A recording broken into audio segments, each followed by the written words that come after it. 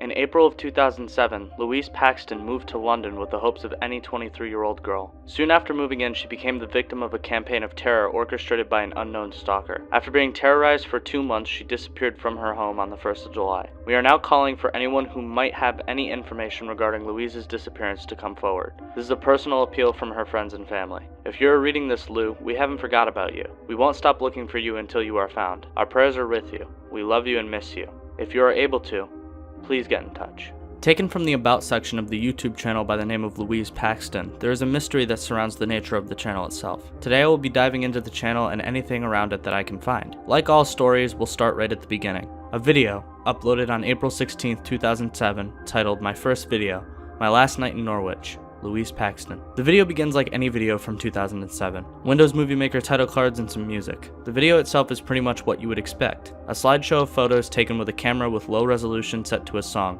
Ruby by Kaiser Chiefs. Something notable, to me at least, was at the end of the video among all the people she thanked the mentalists at the Bellevue. What's even more interesting is that in the tags for the video itself, among other keywords that make sense, is the word mentalists. A mentalist is defined as a magician with extraordinary talents, such as mind reading and the like. The Bellevue part confused me, but I was eventually able to track down a Twitter page and pub in Norwich by the same name. So I'm guessing she was thanking the people at the pub itself, workers and such. But here's the other interesting thing. The website that the Bellevue pub's Twitter page redirects us to looks like this. It's some Japanese website for a baby skincare product, and other than the fact that the domain name remained the same, I can't find any correlation between the website and the story despite the fact that it freaked me out quite a bit. Using the Wayback Machine, I was able to uncover the fact that it was actually the pub's website at the time of their last tweet in 2013. It's entirely possible the handlers switched. That's the only thing I was able to get from the first video. The next couple of videos are pretty uneventful, just day-to-day vlogging. They provide more context about who Louise was as a person than who was stalking Louise to begin with. Things begin to pick up with a video titled Stalker Video 1. In this video, Louise begins to recount her experience with the stalker. She describes that she heard a sound, thought nothing of it, and went to the kitchen. She then shows us where the stalker stood and describes that she told the police about it, but to no avail. They said that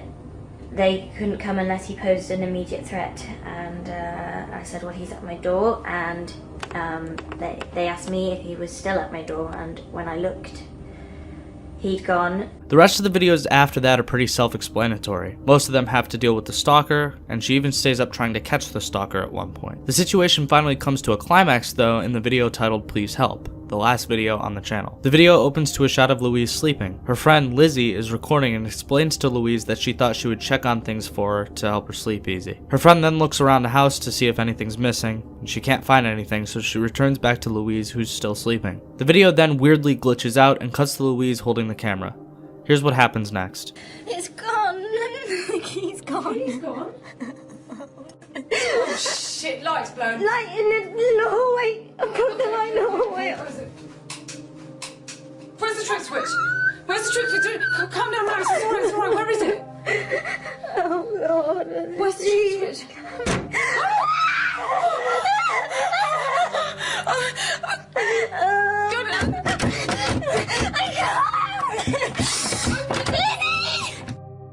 At the end, the sound goes out and she seems to just kind of pan the camera away from the door cinematically because there's no feet or body shown. Cinematically, this would signal the end of the series. Louise goes missing, and that's all that's left from the channel.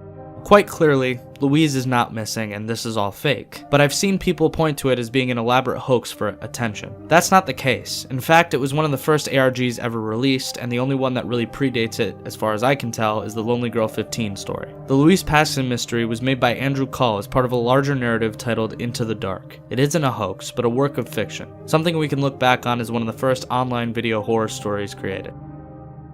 If you would like to watch the videos I went over or the other videos on the channel, there will be a link in the description that takes you to Louise Paxton's channel. Thank you for watching, and keep an eye out for the next video. If you would like to see any more videos from me, there will be a link to the playlist in the description.